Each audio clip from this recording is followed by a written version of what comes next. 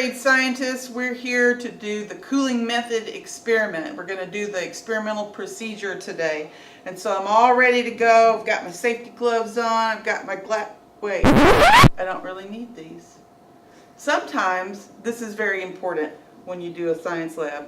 Today, not so much. We're not using anything that's dangerous. We're just looking at my diet root beer, okay? All right, so we have in our experiment, if you'll remember, the independent variable that we have determined is the cooling method that we're going to use.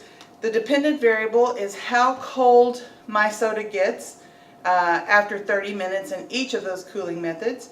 And then the control variables, probably the most important one, is that we use the same type of soda, the same diet root beer in a can. Okay? So now we're going to run the procedure.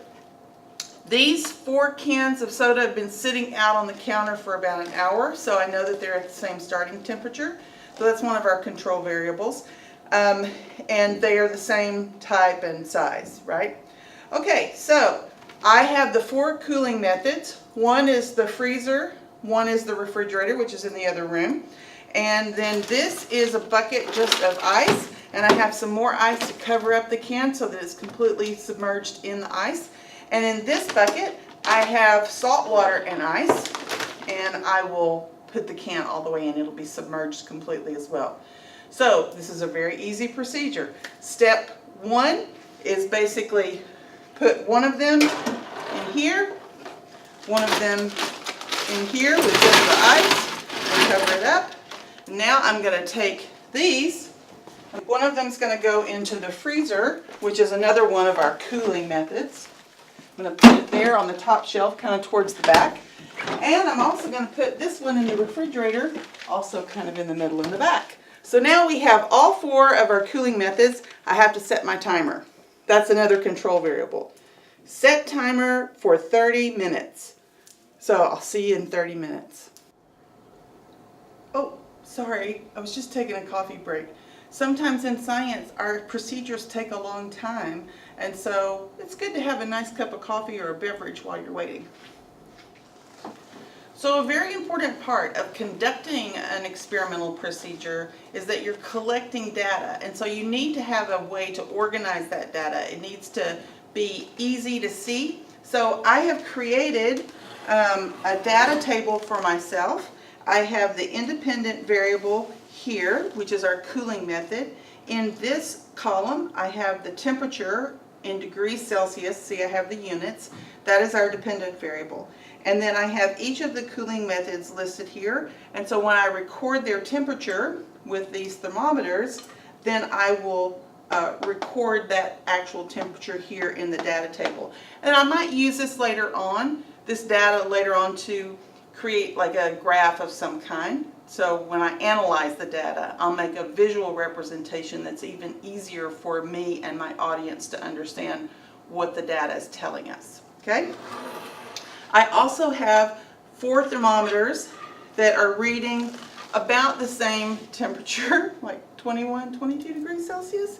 Just like my diet root beer, I like my room to be cold. Sorry. All right, so now when the timer goes off, we're going to get to measuring our temperatures.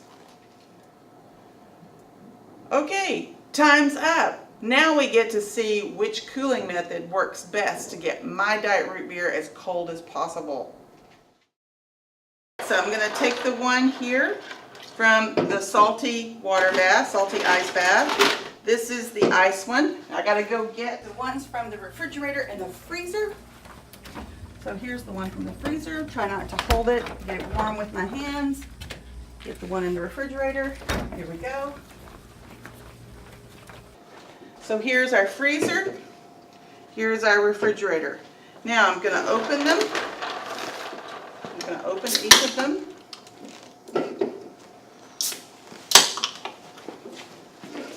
It's a good thing as a scientist to always organize your workspace so that you don't get confused and you don't get the data mixed up. So there's refrigerator, there's freezer, there's ice, and there's salty ice bath. Now we have to wait a minute or so in order to get our temperatures. We need the thermometers to do their job. And they've already been calibrated, remember, because they're all starting about the same temperature. All right, so now we just get to wait for about a minute and then I'll record the temperatures. All right, so we've waited and given the thermometers a chance to do their job. It's time to record. All right, so the refrigerator is measuring at 13 degrees Celsius. So I'm going to write that down. 13 degrees Celsius. Okay, the freezer is measuring at 7 degrees Celsius. And the ice is 5 degrees Celsius. Wow, I see a pattern. Do you already see a pattern coming through?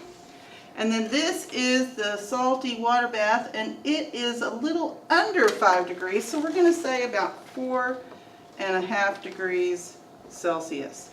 So we've collected our data. Our next step is going to be to analyze this data, look for patterns, figure out what the data is telling us about our independent variables' effect on the dependent variable. And we're going to do that in class, so get ready to write your procedures and do your data analysis. Thanks.